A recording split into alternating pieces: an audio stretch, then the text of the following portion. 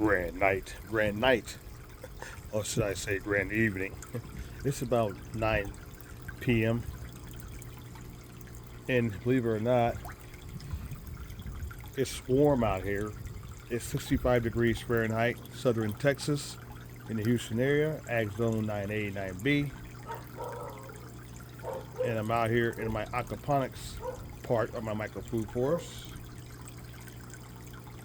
I like coming out in the nighttime, as you know, because I have a light in here and you can see the fish very, very good because the water is nice and clear due to the plants taking up all that nitrate, keeping the water clean. So I'm gonna give them a little night feeding. Aquaponics number 2.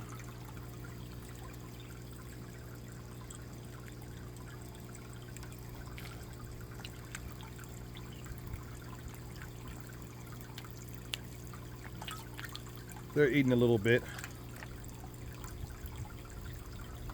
These bluegill fish are getting bigger every week. They're already at 3 to 4 inches. Grew them from fry, very small fry.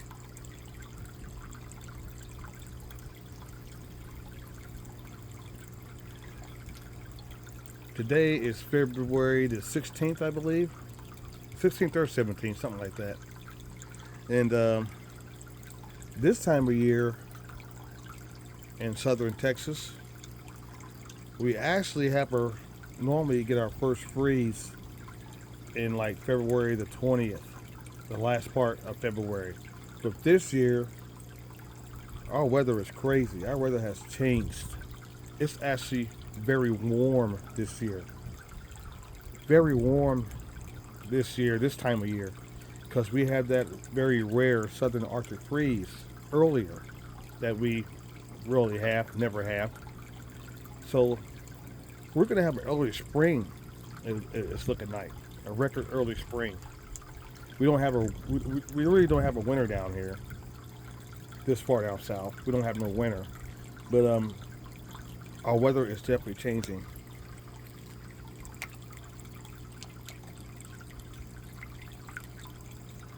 And I'm already planning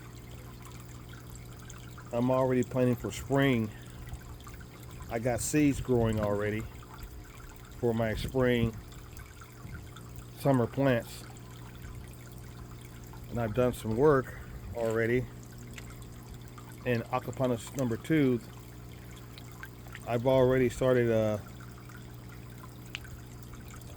getting more 3-gallon Airpots done, because I'm going to be planting in those Airpots, and I've already placed those Airpots in this very large fill and drain bed. So, and I took some of the smaller 1-gallon pots and put them inside my garage in Aquaponics number 3, the smaller system, where I moved the large bluegill from Aquaponics 1 and 2. So that was my plan, and it's worked out very, very well. As I get Aquaponics number 1 grow bed, large grow bed, ready to grow too. So I will be growing a lot of food, more food this year. I'm not gonna say a lot, but more.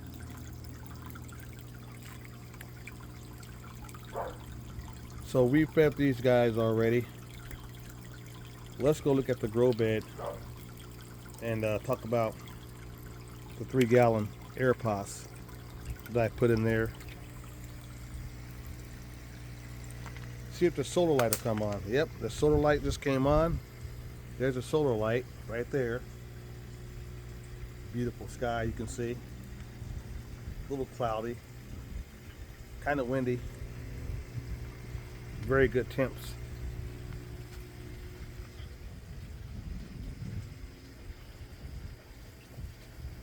Now, as you can see, my giant red mustard greens are starting to come back from the rare Arctic freeze. As you can see, I got new larger Airpots in here, but look at these Airpots. Look at that one back there with the mangoes in them, and look at these.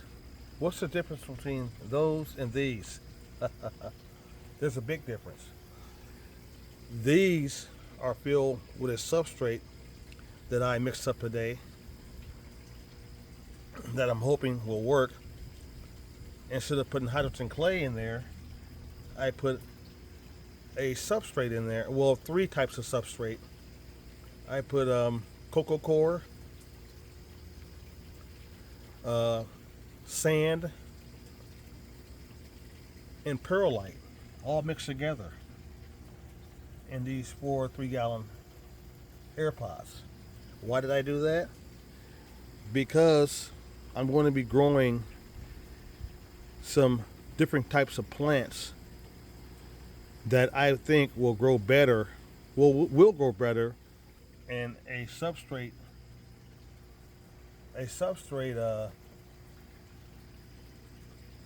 pot instead of hydrogen clay, like turmeric, garlic, onions, even a variety of small corn. I'm going to try to grow in these 3-gallon pots. We're going to see if that works. That's going to be my experiment. And again, more peppers will grow in there too. So my mangoes are doing very well in here. So are my dwarf blackberry. They're growing new leaves. So that's my goal in here. And I still have room to put more pots in here, believe it or not. Give you guys a bird's eye view. So I'm looking forward to growing lots of different types of plants in this nice substrate I made. Very nice. And it has water in it too, because it's already filled up. It's all filled up right now. Timer's turned it on. So I'm looking forward to growing a whole lot of food in my 3-gallon Airpots. And what are these right here? These are called, what I found this year, what makes this possible, these are called, a company called Garden Socks. G-A-R-D-N, my vocabulary's off. Garden Socks. Gardensoxx. Garden Socks. They're like a giant pantyhose, really, basically. And it allows me to put substrate in here so it doesn't come out the hose. If you put the substrate in here and it holds that substrate, it won't come out these holes in the Airpots. It holds it in because the Garden Socks have very, very small holes. So if you want to grow food, check out Garden Socks. Check them out. A new company to grow food. And this is something I'm trying on my own. You know, the Garden Socks are made, you fill them with soil, you put holes in them, you put them on the ground, and you can grow food anywhere with the Garden Socks. I'm using the Garden Socks with my Airpots because I needed something to work with my Airpots, and the Garden Socks work very well from what I'm learning, what I've tried with my Airpots. So the whole substrate. So as you can see, the substrate that I'm using, cocoa core, horticultural sand, and perlite, it doesn't have any chemicals or anything in it. Doesn't have, that's why I'm using cocoa core, horticultural sand, and perlite. because all my nutrients, my fertilizer, comes from the fish nitrite. So that's my plan. So hopefully this will work. Like I said, I'm a DIY, do-it-yourself, innovative gardener, farmer, whatever you want to call me. So I'm always thinking of new ways out the box to grow food. And so far, I've been doing pretty good. So I'm gonna head back in now. It's a beautiful night out here, as you can see. There's my solar light. Beautiful blue skies.